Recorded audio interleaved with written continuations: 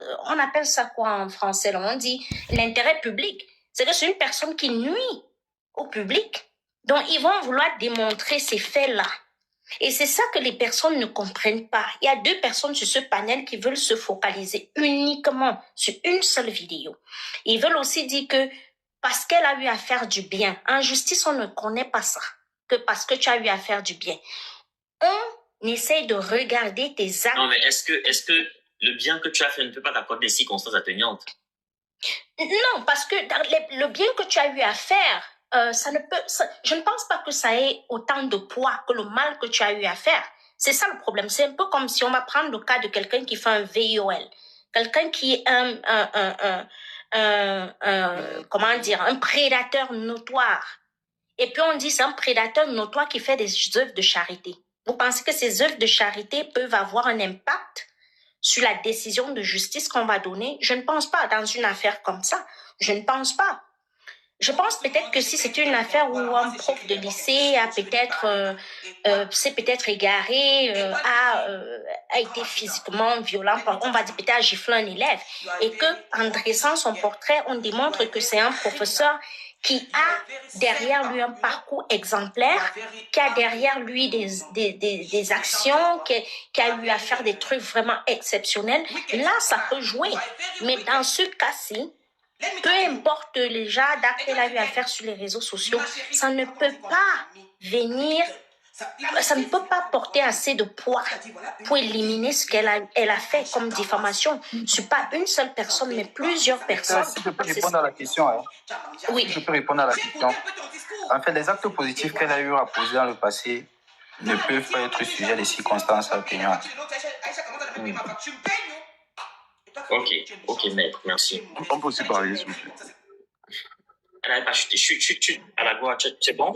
Ça, je vais la laisser parler. Je la laisse parler avant de J'avais une question. Il y a beaucoup de personnes qui ne sont jamais allées à l'école. Donc, des fois, il faut éviter les mots comme circonstances atténuantes. Parce que ils n'ont rien compris, mais ils ont secoué leur tête. Donc, il faut un peu que quand tu parles comme ça... Non, je suis clair dans ce que je dis. Parce que ne parle pas pour ceux qui sont sur le panel. On est presque 700. Dans les 700, là, 500 ne sont pas là à l'école. Donc, il faut pas expliquer ce que c'est qu'une circonstance atténuante pour que les gens, ils sont en train de rire, mais ça peut bien de les sauver. Donc, Ne pas répondre parce qu'ils ont les capacités de pouvoir faire des recherches. Cela va mieux les éduquer. Ok. Maître Dassi veut dire quelque chose. Maître, allez-y. Maître, vous entendez? Oui, bonsoir. Allô? Oui, je vous entends. Je vous entends très bien. Vous voulez réagir au propos de la dame? Bon, par rapport d'abord à la question de Ahmed Kamel. Il a posé une question relativement aux circonstances atténuantes. Il faudrait déjà que ce soit clair dans les esprits des uns et des autres. Les circonstances atténuantes en droit ne sont pas celles que la jeune sœur a décrites tout à l'heure. Voilà, merci. C'est pas ça. Non, les circonstances atténuantes... Ahmed avait raison. Les circonstances, permettez. Les circonstances atténuantes sont accordées en fonction de certains éléments du dossier, non en fonction de la vie des gens. C'est pas en fonction de la vie des gens. Donc, vous pouvez être très bon, vous pouvez faire du bien toute votre vie, mais vraiment, les circonstances atténuantes ne sont pas accordées au cela. Donnez-moi une minute, s'il vous plaît. Monsieur le Président. Nous sommes là, Monsieur le Président. Merci, Monsieur le Président.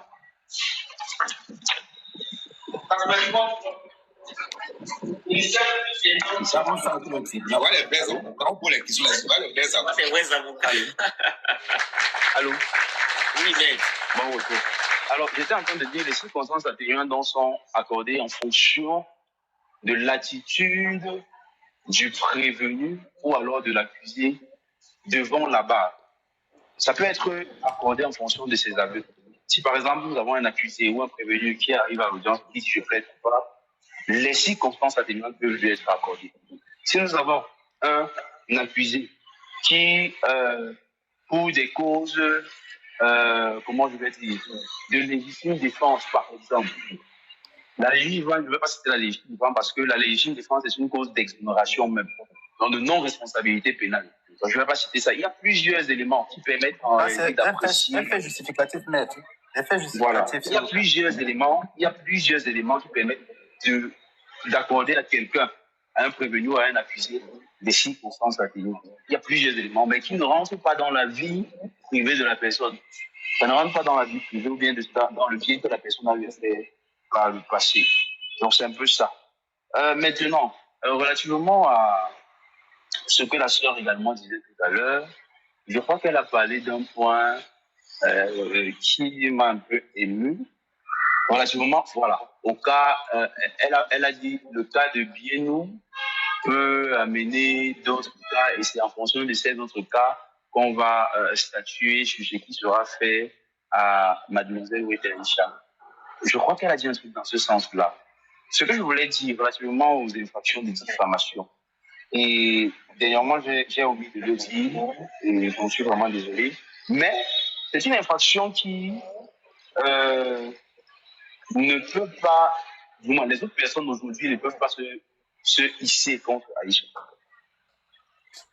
Les autres personnes aujourd'hui ne peuvent pas se hisser contre Aïcha. Voilà. La personne qui peut se hisser contre Aïcha aujourd'hui, ce sont des personnes qui ont porté plainte dans un délai précis.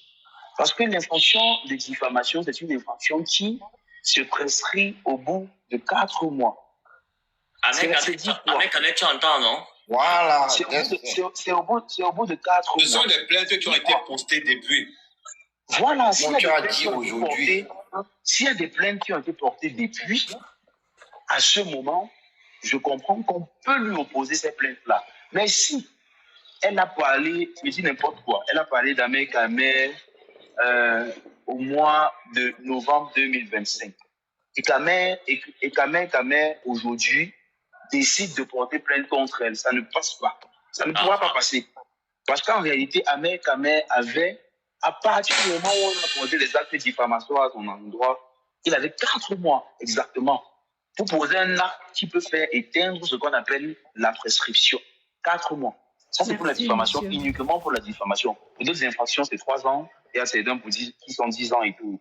Donc, vraiment, je vois quelqu'un qui dit, man, c'est faux. Je peux te donner la disposition, le 305, tu regardes la ligne 4. Hein, mon frère Olivier Kamé, celui qui est dans les commentaires. C'est l'article 305 du code pénal camerounais. Mais tu ne réponds pas aux questions, allez-y. Voilà. OK. Donc, je disais, les autres plaintes ne peuvent pas aujourd'hui être opposées. Si ce sont des plaintes qui sont récentes, on ne peut pas opposer cela à Aïcha. Mais si ce sont des plaintes qui avaient été posées depuis et que peut-être il y a des éléments qui n'ont pas permis qu'on mette la main sur Aïcha, au moment où les plaintes avaient été déposées, à ce moment, on peut lui opposer ces plaintes-là. À ce moment, on peut lui opposer les faits qui seront reprochés dans ces plaintes-là. Donc, c'était pour revenir pour essayer d'éclairer dans ce sens-là. Est-ce que ramener une plainte qu'on a déposée depuis sur la plainte, c'est une jonction de procédure? Non, on ne peut pas. On ne peut pas. Ça veut dire que c'est deux plaintes différentes. Déjà qu'on parle de jonction de procédure. Deux procès même d'abord. Déjà qu'on parle de jonction de procédure, il faudrait qu'on soit clair. La jonction de procédure n'intervient que dans 2 cas au Cameroun. Il y a ce qu'on appelle la connexité et il y a ce qu'on appelle l'indivisibilité. C'est-à-dire quoi? Quand on parle de connexité, ça veut dire qu'il y a des infractions connexes qui sont commises par des personnes sur un site, par exemple, et qui touchent des mêmes personnes. À ce moment, on peut parler de connexité. Donc, il y a plusieurs infractions qui se sont faites à une même personne sur un site, dans un lieu précis. À ce moment, on peut demander qu'on joigne toutes ces infractions parce qu'elles sont connexes, elles ont été commises pratiquement dans le même temps. Il y a l'indivisibilité, ça veut dire quoi? Il y a des personnes qui sont concernées par plusieurs infractions différentes, mais en réalité, ces personnes sont opposées l'une à l'autre. Par exemple, je suis avec Dexter. Et de ce vol est issu une altercation, je commence à l'injurier, les injures naissent, après la bagarre, ainsi de suite. À ce moment, on parle d'indivisibilité. Donc voilà, en fait, dans les cas pour lesquels on peut parler de jonction de procédure. On ne joint pas les procédures pour joindre. Donc, on ne peut pas prendre la plainte de M. Amer pour joindre à celle de M. Dexter contre moi. C'est impossible. Et on dit jonction, c'est faux. On ne peut pas le faire. Les jonctions interviennent dans des cas vraiment précis. Vraiment précis. Mais les plaintes des autres personnes, si des personnes ont porté plainte, avant, on va vérifier. Est-ce que ces plaintes interviennent? Combien de temps à partir du moment où l'infraction est reprochée? Je prends le cas, par exemple, de Bob Dylan. Elle a insulté, elle aurait, je vais dire ça comme ça, elle aurait insulté Bob Dylan. Et si Bob Dylan a pris le soin de porter plainte 1 mois, 2 mois, 3 mois, ou alors le 4e mois, après que les juges soient passés, ou alors après que la diffamation soit passée, à ce moment, il est dans ses droits. Il peut demander à ce que sa plainte, parce que Aïcha est dans les locaux de la police judiciaire, demander à ce qu'on ouvre une enquête relativement à la plainte qu'il avait eu à poser. Mais s'il n'avait jamais posé de plainte, aujourd'hui, il ne peut pas venir s'appuyer sur le cas qui oppose Aïcha aujourd'hui et dit je veux porter plainte pour ce qu'elle m'a fait. C'est impossible que je fasse. Donc, l'histoire de 16, 24 plaintes là, c'est du pipeau alors, maître. C'est clair, tout est clair. C'est du pipeau, à moins qu'on nous dise qu'il y a des plaintes qui avaient été posées depuis. C'est du pipeau. Donc, c'est clair.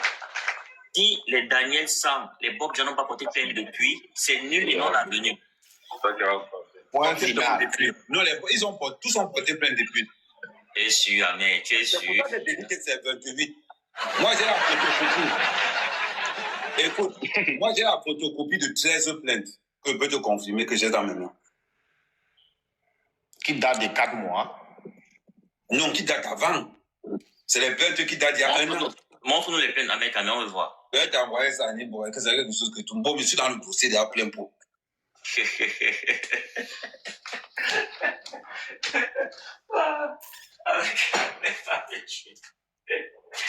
Tu vois donc, quand je demandais qu'on nous explique, tu vois donc que j'avais eu raison, non? Je connais nos followers. Nos followers ne sont pas là à l'école.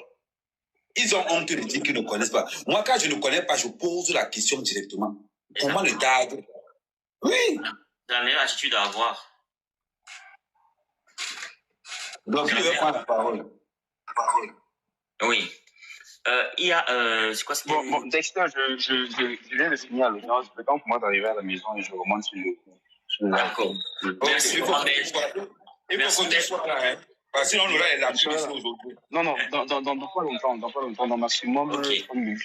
Merci, maître, pour votre disponibilité. Je rappelle à tous mes abonnés que j'ai 2 vrais abonnés. Maître Axe et Maître Dassi, qui est le capricieux. Donc, vos affaires, là, n'hésitez pas à les contacter. Abonnez-vous à eux. Ils font du bon travail. Ok. Non, la différence entre Maître Axe et l'autre, c'est que quand on demande à Maître Axe et l'autre, c'est que quand on demande à Maître une explication, il veut toujours, il n'y a que non, une autre chose. Je pose une question pour qu'il nous renseigne. Il envoie les gens. Voilà la différence entre 2 avocats. C'est-à-dire que rien que sur une question, on sait déjà celui qui on va aller. Peut-être Maître Axe. Ça a été plus clair par rapport à Maître Axe. Maître Axe n'éclaircit pas les choses normalement. S'il vous plaît. Non. Moi, j'ai déjà être fatigué. Monsieur Maître Ahmed, vous ne pourriez pas quand même me demander d'expliquer. Vous n'avez pas la capacité de juger le QI de vos abonnés. Je suis désolé. Non, s'il vous plaît. Non. Vous ne pouvez pas me demander d'expliquer quelque chose aux abonnés prétendant qu'ils sont pas là à l'école. Et vous me demandez de pouvoir. Non, quand même, c'est pas quand même normal. Bon. Moi, je ne joue pas dans ce jeu-là. Est-ce que vous pensez que les gars là ne sont pas go school? Bon, si par exemple, selon mon à l'heure actuelle, est-ce qu'on peut comparer vos 2 élocutions là? Tu vois que l'autre, Maître le capricieux, a beaucoup plus éclairci les followers, plus que ce que vous avez par rapport à votre intervention. Non. N'agressez pas. Non, n'agressez pas Maître Axe, s'il vous plaît. N'agressez pas. Non, l'agresse pas, on est en train de discuter. Vous n'avez pas payé pour être Vous ne m'avez pas envoyé à l'école. Vous n'avez pas payé pour être là. Vous ne m'avez pas envoyé à l'école, vous ne m'avez pas payé. Et je ne suis pas à la quête des dossiers, monsieur. Attention. Il ne faudrait pas que vous permettez peut-être de dire que je suis, c'est de mon droit si je décide de vous éclairer ou pas. C'est de mon droit. C'est parce qu'il m'a même appelé, je ne devais pas être ici aujourd'hui. Je ne suis pas obligé de tellement me placer pour vous expliquer ce que c'est que les circonstances atténuantes. Quand Alagua, elle a dit que du simple fait que dans le passé, elle a eu à faire des bonnes choses, est-ce que cela pourrait être des circonstances atténuantes? Je vous ai répondu non, simplement. Et lui, il me demande donc de pouvoir expliquer. Moi, j'ai le droit de pouvoir expliquer ou pas. Et on ne fait pas, moi, ma déontologie ne me permet pas de chercher des clients, donc je ne trouve pas en quoi est-ce que je suis obligé de le faire. Non. Je ne fais pas de publicité. Un avocat ne fait pas de publicité. Donc, je suis libre de pouvoir expliquer si je juge que cela me paraît utile ou pas. J'ai expliqué cette affaire ici, et ce n'est pas la première fois que je le fais. Depuis le début de cette affaire, moi, je me suis promené à expliquer si bien que vous ne pouvez pas me demander de revenir encore dans mes mots. Si là, maintenant, je tombe malade, est-ce que vous allez m'amener à l'hôpital? Parce qu'il faudrait toujours qu'on vous explique tout et tout. Pourquoi? C'est une obligation pour moi. Et déjà, même que je ne suis même pas intervenu face à cette affaire. Pourquoi? Parce que Ahmed a d'abord commencé à dénigrer les abonnés. Chose que moi, je n'ai pas appréciée. Raison pour laquelle moi, je leur ai dit. Non. Ahmed n'a pas dénigré les abonnés. Ahmed a dit il n'a pas dit qu'il n'a dénigré aucun abonné. Il a dit qu'il ne prend pas, il n'accepte pas l'attaque personnelle. Il n'accepte pas d'attaque personnelle. Ce que je te dis, c'est... Ah, toi, tu n'es pas là. Est-ce que je peux poser une question au maître? Ok, vas-y, Tara. La question que je veux poser au maître, c'est que est-ce que vous reconnaissez le statut des influenceurs au Cameroun et des blogueurs au Cameroun? Je reste d'abord là avant de continuer. Oui, c'est fort probable que ce statut soit reconnu. Très fort probable. Parce qu'il y en a beaucoup parmi eux qui justifient déjà. Depuis un certain temps, nous avions observé qu'ils justifient leur profession par blogueur ou influenceur. C'est reconnu.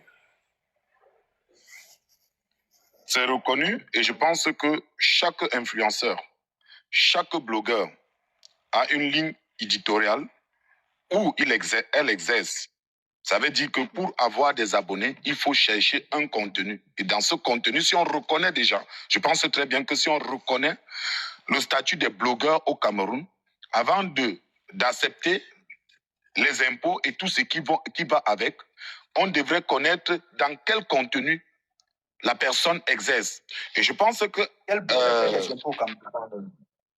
mais parce qu'ils ont dit, on dit bien déjà que chaque blogueur qui reçoit quand même une somme d'argent devrait payer les impôts. J'avais appris ça, sauf si ce n'est pas vérifié. Mais c'est compliqué parce que si c'est la monétisation, c'est presque impossible parce que les comptes monétisés sont monétisés à l'étranger, ils ne peuvent pas faire la double imposition. Mais par contre, si c'est pour la publicité, c'est-à-dire les contrats publicitaires signés au Cameroun, là c'est possible. Ok, je dirais encore que le maître disait que c'est fort probable. Je dis bien que c'est ça, parce que aujourd'hui, lorsqu'on partait en Coupe du Monde, on n'a pas pris les ministres, on n'a pas pris, ce sont des blogueurs, les influenceurs qu'on a amenés en Coupe du Monde. Ce sont, au Maroc, ce sont des influenceurs et les blogueurs qu'on a amenés. Donc, ils représentent le Cameroun. Et aujourd'hui, je voulais un peu essayer de demander que, est-ce que dans la ligne éditoriale d'Aïcha Kamoas, parce qu'elle dit bien dans ses vidéos, quand quelque chose vient se retrouver dans la toile, j'ai le droit et l'obligation de parler parce que ça s'est retrouvé dans le méta. Et je vois aujourd'hui, et voilà pourquoi je dis encore à tous les blogueurs, à tous les influenceurs, parce que je ne connais aucun influenceur aujourd'hui au Cameroun. Merci de World. Au Cameroun qui n'a pas parlé de la vie de l'autre ou bien de ceci, parce que c'est de leur droit de parler parce qu'ils sont influenceurs, parce qu'ils sont blogueurs. Et lorsqu'on revoit la vidéo qui inculpe Aïcha aujourd'hui, pour ceux qui n'ont pas écouté, si vous voulez encore écouter cette vidéo, parce que si je défends Aïcha Kamoas... On a comme impression que vous voulez nous ramener au départ. Pourquoi? Parce que vous n'aviez qu'écouté une seule partie de cette affaire. Et laissez-moi vous dire que c'est la capture, c'est quoi sa sortie qu'elle a faite. Cameroun Tribune est revenu nous faire comprendre qu'il y a 3 chefs d'accusation contre elle. Il faut quand même être sérieux. Bon, admettons même que ce soit cette sortie ou c'est peut-être relativement à cette vidéo-là qu'elle a été inculpée. Mais allez-y, réécoutez cette vidéo en tant qu'une personne rationnelle, en tant qu'une personne qui ne prend pas position. Vous allez vous rendre compte qu'il y a une infraction qui a été consommée. Allez-y, réécoutez. Je peux vous faire écouter, je peux vous refaire écouter cette vidéo et tu me dis à quel niveau il y a infraction. Parce que moi, là, jusqu'à ce moment, je ne comprends pas là où il y a infraction. Est-ce que je peux faire écouter la vidéo d'Esther? C'est parce que, vas-y, mais c'est pas... On l'a déjà longtemps fait. Nous l'avions écouté. Et toujours comme je peux réécouter cette même vidéo, je vous dis qu'il n'y a pas d'infraction. Est-ce que vous êtes d'accord là-dessus? Écoutez et voir, c'est deux choses différentes. Nous, on a vu les images. Écouter, ça ne nous sert à rien. Parce que moi, j'ai vu sa sortie. Alors. Europe, mets l'image alors. Si tu peux. Non, mais j'ai vu l'image quand ils étaient au Maroc, quand elle a fait sa sortie. Je l'ai vu. Donc, le problème, c'est que elle travaille déjà. Est-ce que vous savez qu'elle travaille déjà dans TapTapSend? Mais tout elle travaille avec TapTapSend ou pas? Tout le monde le sait. Monsieur Europe. C'est un secret de polichinelle. Voilà, mais elle travaille déjà dans TapTapSend. Donc, au moment où elle sort, elle dit que il y avait plus d'ambiance que là-bas, que ici. Elle était au mauvais endroit, hein, elle était au mauvais moment. Attendez, parce qu'il faut savoir aussi la position de l'autre. Ça ne faisait que 4 mois qu'elle venait de sortir. Elle ne faisait que... Elle venait de mettre son business en place quand même. Ok, Debo, vous avez demandé la vidéo. Europe va nous mettre la vidéo. Europe, mettez-nous la vidéo, on regarde. Est-ce que tu peux me mettre en grand pour que ça se voit bien?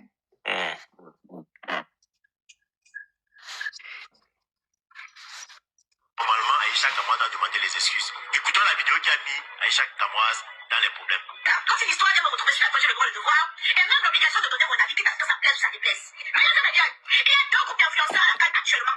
Il y a le groupe de Mireille Blanche et il y a le groupe de TapTapSend. Mesdames et messieurs, disons-nous les vérités. Disons-nous les vérités, parce que vous n'aimez pas dire la vérité. Disons-nous les vérités. Quand vous regardez les deux groupes, qui est plus percutant? Qui est plus percutant? Quand vous regardez le groupe de TapTapSend. Mesdames et messieurs, regardez bien. Les influenceurs de TapTapSend et les influenceurs de Mireille Blanche. Les influenceurs de Mireille Blanche sont omniprésents. Ils font tout ça ne prend pas. Ils font tout ça ne tient pas. Ils font tout ça ne traîne pas. Il faut prendre des bons influenceurs. Des influenceurs qui vont influencer. Pas les influenceurs qui vont aller. Parce que les influenceurs de Mireille Blanche, je ne sais pas ce qu'ils font là-bas. Mais regardez la musique, il y a l'ambiance. Il y a l'ambiance. Il y a l'animation. Il y a quelque chose. Hein? C'est qu'il a fallu que Mireille vienne apprendre à prendre.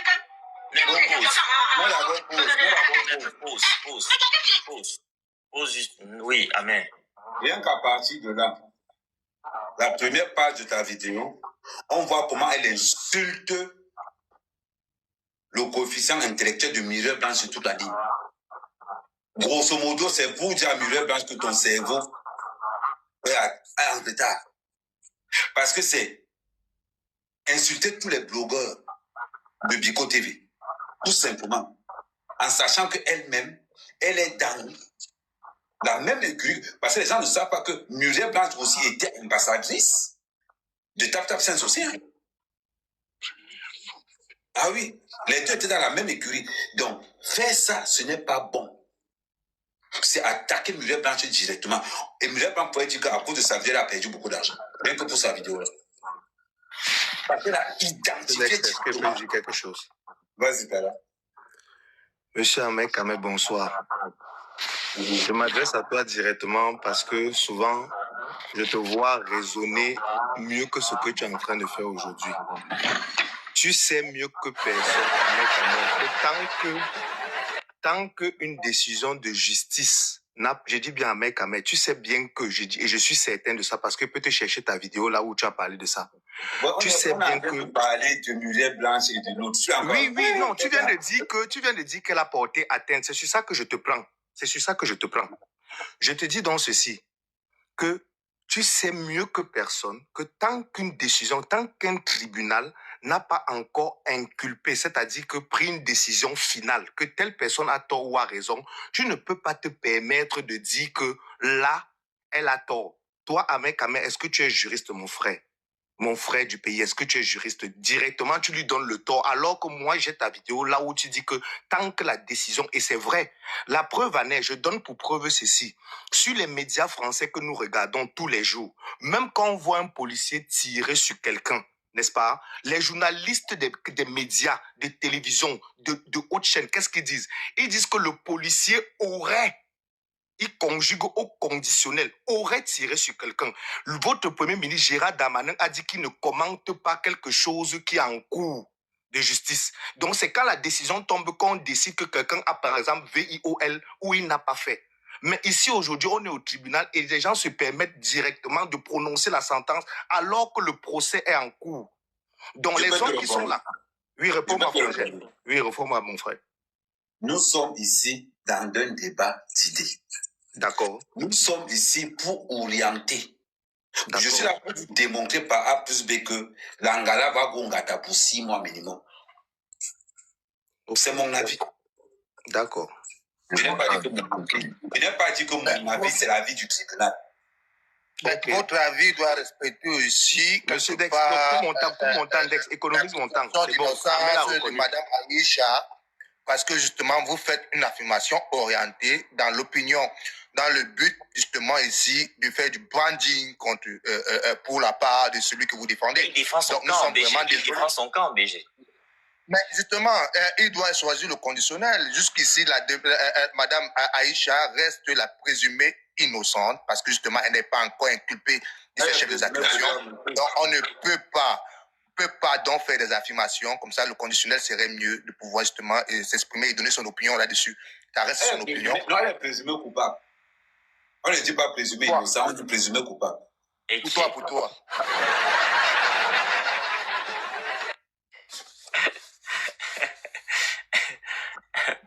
On peut bien dire présumé innocent parce qu'aucune décision de justice n'a été signée jusqu'à présent. On peut dire les deux, non, maître? Je pense qu'on peut dire les deux. Exactement. Voilà. Ahmed Kamé a raison sur ce coup. Ok. Bengue. Bengue quoi? Ok, je veux qu'on avance un peu dans le débat. On a eu la sortie aujourd'hui de Steve Fa. Non, Steve Fa. Oui. Steve Fa qui donne un ultimatum. 10 heures de temps pour libérer Aïcha Kamoise.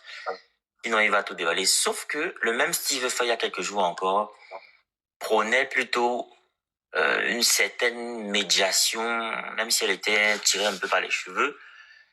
Ahmed Kamé, qu'est-ce que tu penses? En ce qui concerne Steve Fa. Vous avez 10 heures pour libérer Aïcha Kamoise, sinon il va finir avec vous. Hein. Non, en ce qui concerne Steve Fa, tu comprends? Il n'y a pas quelqu'un qui aime les plaintes ici comme lui. Rappelez-vous de l'affaire avec Malox. Rappelez-vous de l'affaire de Malox. Et au Cameroun, Steve Fa, si on conquit le pouvoir, il n'atteint même pas Mbienou à la cheville. Maintenant, on n'est pas là pour savoir qui a la plus longue queue. Mbienou n'a plus l'affaire dans les mains. L'affaire est entre les mains de la justice camerounaise. C'est-à-dire que même si Mbienou dit là qu'il retire ça, on va lui dire que l'affaire est à devant. Venir soutenir Aïcha avec tout le mal qu'elle a fait de la part de Steve Fa parce qu'on a refusé un contrat de 32 millions, c'est très mal placé. C'est très mal placé. Tu ne peux pas venir parce qu'il a fait semblant de parler un jour parce qu'il espérait qu'on allait le rappeler pour le contrat de 30 bâtons. Mais il s'est rendu compte que Ngangang, rien n'a changé. Voilà pourquoi il tourne sa veste. Tu remarqueras une chose. Tous ceux qui sont contre Mbienou ont un des antécédents d'abord avec Mbienou. Surtout le cas de Steve Fa. Il ne peut même pas parler. Elle dit qu'on sort les testos. Ce n'est même pas quelque chose qu'on discute avec lui. Qui viennent, qui sortent pour dire que est-ce qu'il n'a pas négocié un contrat de 30 millions avec Mbienou? Mbienou a refusé. Qui sortent d'abord pour dire ça? Tu vas voir que dans cette histoire, c'est faux, je suis avec lui, mais c'est faux ce que tu es en train de dire, il t'écoute là. Bon, je confirme et j'atteste. Donc, je t'ai répondu tout à l'heure. Ok. Tu vas passer le temps à nous introduire les éléments extérieurs par rapport au dossier de la procédure d'Aïcha. Parce que là-bas, c'est les pots cassés, ça tape fort là-bas, sur la cour des grands. Là-bas, ça casse. Mais tu veux on est sur l'actualité, elle est dynamique. Il faut qu'on évolue quand même dans l'actualité. BG, toi, tu voulais dire, on est d'abord sur l'ultimatum de Steve Fa. Après, tu vas dire, tu peux commencer par ça et faire ton analyse après dans ton temps, il n'y a pas de souci. Ne commente pas les éléments autour de ce sujet-là. Pardon, s'il te plaît, je n'ai pas les groupes là. Je peux commenter pour Steve. Oui. Debo, l'ultimatum Ouais, aussi. parce que moi, je trouve que quand il y a un problème comme ça, là, où une personne est encore dans cette situation comme Aïcha Kamoise, on n'a pas à venir l'enfoncer parce que lui, moi, je pense qu'il venait résoudre ses problèmes avec M. Mbienou. Et ce n'était pas le bon moment parce que là, il enfonce encore plutôt Aïcha. Alors, il devait venir donner des bons conseils. Debo, il venait résoudre ses problèmes ou il venait régler ses comptes? Il venait régler ses comptes. Ok. Avec M. Mbienou. Et non, il n'aime pas Aïcha. Parce que s'il aimait Aïcha, il devait lui conseiller autrement que de venir parler et l'enfoncer encore plus. Parce que là, il ne fait que l'enfoncer. Sa sortie ne valait même pas la peine. Il fallait qu'il passe, qu'il se taise. Parce que quand tu n'as rien à dire, il faut rester tranquille. Si quelqu'un te dépasse, il faut porter son sac. Si M. Mbienou le dépasse, il faut qu'il reste tranquille dans son coin. Il ne vient pas enfoncer Aïcha dans le problème d'Aïcha. Il n'avait rien à voir dedans. Moi, c'est ce que je peux dire. Donc, il faut que quand les gens viennent parler, qu'ils ne viennent pas régler leurs problèmes, qu'ils parlent